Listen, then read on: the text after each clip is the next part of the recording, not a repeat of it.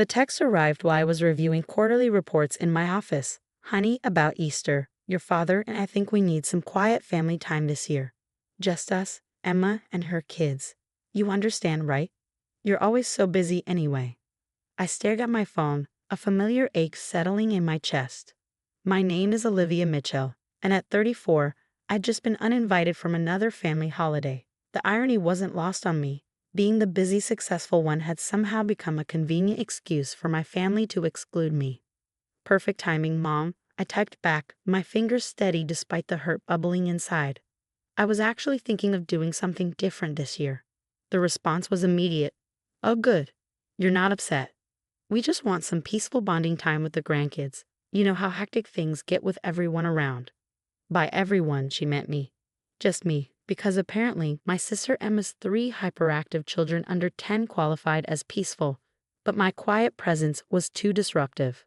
I set my phone down and turned to my computer, opening my saved folder labeled Someday. Inside was a collection of dream vacation spots I'd been cataloging for years. One particular destination caught my eye. A private villa in the Maldives, the kind of place that made Instagram influencers weep with envy. For years, I put off taking exotic vacations, always making sure I was available for family gatherings, always being the responsible one. While Emma gallivanted around with her perfect family, sharing picture-perfect holiday moments, I was the one organizing events, buying thoughtful gifts, and maintaining family traditions. My phone buzzed again. And sweetie, could you still make those Easter baskets for the kids? You know how much they love your special treats. I laughed out loud, uninvited but still expected to contribute. Classic. Instead of responding, I opened my banking app.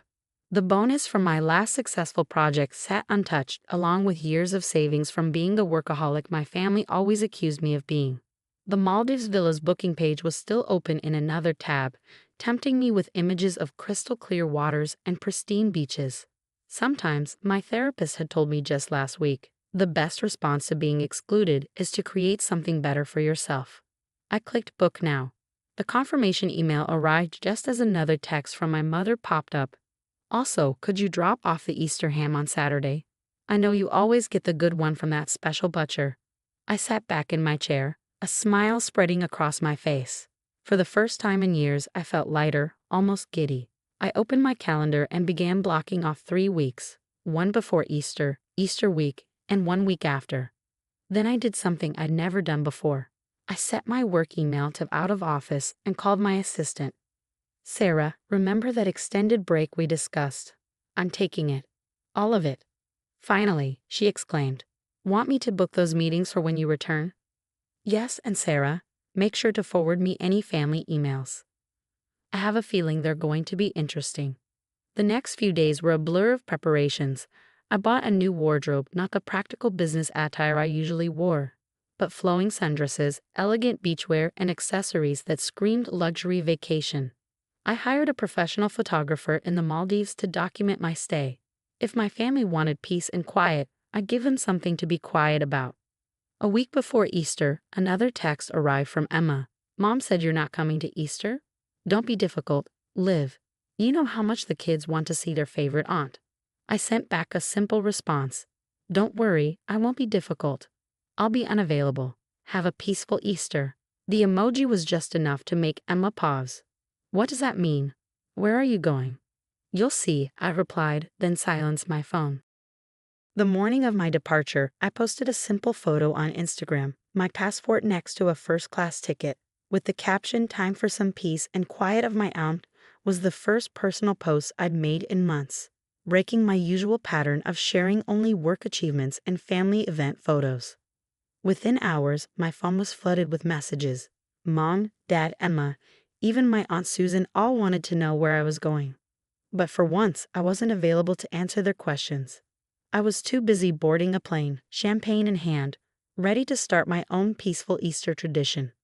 Little did they know, this was just the beginning of their peaceful Easter turning into 3 weeks of regret.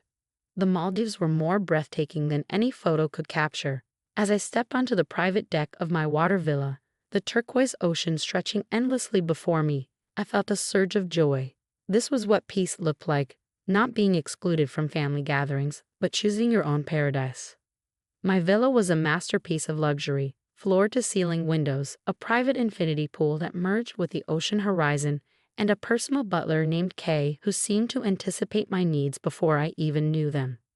"Miss Mitchell," Kay said, arranging a welcome fruit platter, "the photographer you hired will be available tomorrow at sunrise. The lighting then is magical." I smiled, already imagining the photos.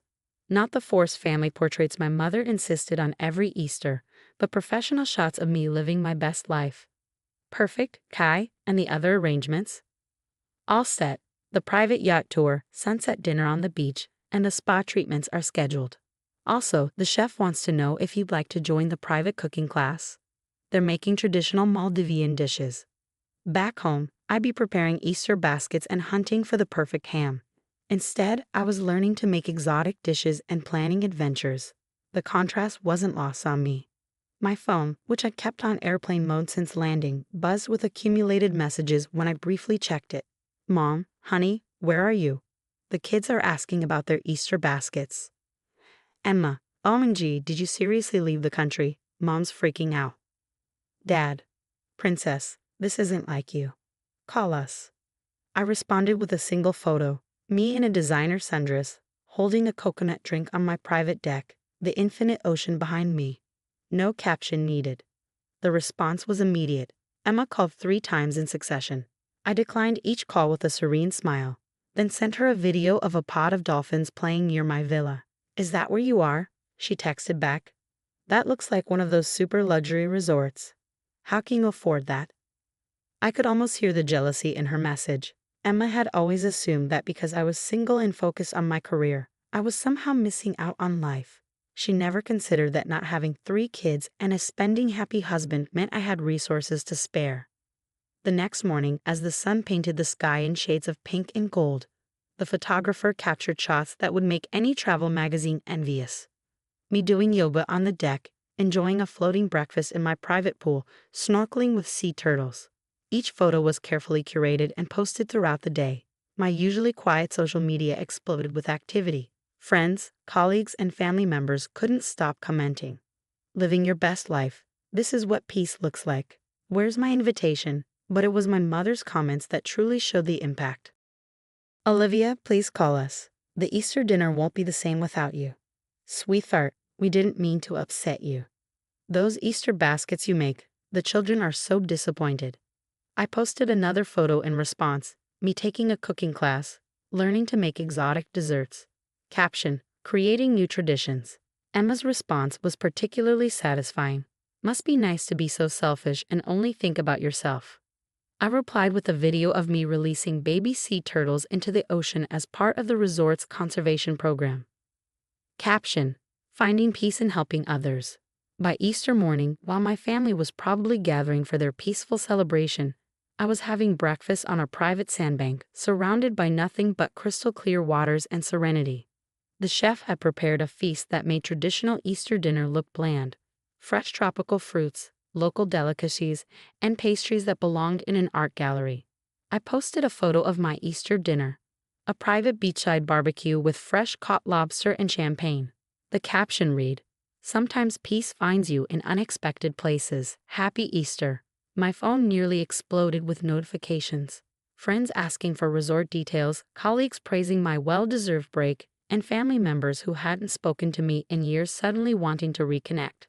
But the most telling response came from my mother. "We made a mistake. Please come home soon. We miss you." I took a sip of champagne and watched the sun set over the ocean. Going home soon. I was just getting started. This wasn't just a vacation. It was a declaration of independence. And the best part? My peaceful paradise was about to make their quiet Easter look like exactly what it was. A poor excuse to exclude someone who had always been there for them. Little did they know, the photos and videos I'd shared were just a taste of what was to come. The next 2 weeks would show them exactly what they'd missed out on, and more importantly, who they'd underestimated. The final 2 weeks of my Maldives getaway became a masterclass in living well. Each day, I shared carefully curated glimpses of paradise that made my family's peaceful Easter look increasingly disappointing in comparison. My sister Emma's passive-aggressive comment about selfishness particularly inspired me. I arranged to spend a day at the resort's Marine Conservation Center, helping with coral restoration and sea turtle rehabilitation. The photos of me in diving gear, helping marine biologists, sparked a new wave of admiration from my social network. "Never knew you were so passionate about marine life," commented my cousin Kate, who'd sided with my parents about the Easter exclusion. I responded with a video of me naming each sea turtle I'd helped, explaining their stories and rehabilitation journey. The resort's photographer captured it all, not just the glamorous moments, but the meaningful ones too. Me teaching local children English during a community outreach program, participating in beach cleanups, and learning about sustainable tourism. Each post was a subtle reminder that being busy and successful didn't make me the family disruption they'd painted me to be. Mom's texts became increasingly desperate. The kids barely touched their Easter baskets. They said they weren't the same. "Your father's ham was overcooked. You know he never gets it right without your help." Emma's youngest had a meltdown during Easter egg hunt. "You always knew how to calm her down." I responded to each with photos of my continuing adventure, swimming with manta rays, taking a sunset cruise on a luxury yacht, enjoying private beachside spa treatments, living my best life while they dealt with the chaos they'd chosen. Then came the turning point. Emma posted a family photo from Easter dinner, everyone trying to smile but looking strained. Her caption read, "Family peace and quiet, missing some noise though." I waited until evening in the Maldives to respond. Mind you, they'd all be awake back home. I posted a video montage of my entire trip, the villa, the adventures, the conservation work, the luxury experiences, set to peaceful ocean sounds. The caption, "Found my peace in paradise. Sometimes exclusion is the greatest gift you can give someone." The response was nuclear. My phone exploded with family messages. "Dad, Princess, we made a terrible mistake. That place looks incredible." "Emma, I can't believe you did all this while we were stuck dealing with sugar-rushed kids and mom's drama." "Mom, why didn't you tell us you could afford such luxury? We thought you were just working all the time." The family group chat, which had been notably quiet during Easter, suddenly sparked to life. Relatives I hadn't heard from in months were tagging me, asking about the resort, wondering if I could help plan their vacations. On my last evening in paradise, I hosted a private dinner on the beach. The chef prepared a fusion of Maldivian and international cuisine, while fire dancers performed on the shore. The photos were spectacular, me in a flowing white dress, dining under the stars, looking completely at peace. I captioned it, "Thank you for the space to create my own traditions. Best Easter gift ever." My mother called immediately. This time I answered. "Olivia," she began, her voice thick with emotion, "we were wrong. So wrong. We thought you were too busy for family time, too focused on work to enjoy holidays. But look at what you've created for yourself. It's beautiful." "Yes, Mom," I replied calmly, watching the stars reflect on the ocean. "It is beautiful. And all it took was being excluded for me to finally take this time for myself." The silence on her end was heavy with understanding. "Next Easter," she said finally, would you help us plan something like this? As a family?" I smiled, thinking of the photos from their peaceful Easter gathering. The chaos, the stress, the forced smiles. "Maybe," I replied. "But first, you all need to understand something. I'm not just the reliable daughter who makes Easter baskets and picks up hams. I'm someone who can create magic of her own." "We see that now," she whispered. "We really do." As I packed to leave paradise, I received one final message from Emma. "I get it now, sis. Sometimes the noise we need isn't from kids or chaos. It's from someone who brings their own kind of peace. Next holiday is yours to plan. Show us your version of family time." I looked around my villa one last time, at the paradise I claimed for myself when they tried to exclude me. Sometimes the best revenge isn't about getting even. It's about rising above, finding your own peace, and letting others realize what they missed. My last post from the Maldives was simple, a sunrise photo with the caption, "Thanks for the space to grow. Next family gathering will be on my terms."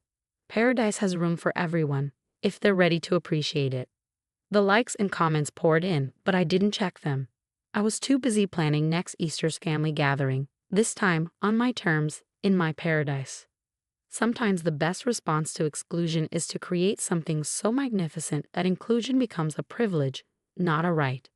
And that's exactly what I did.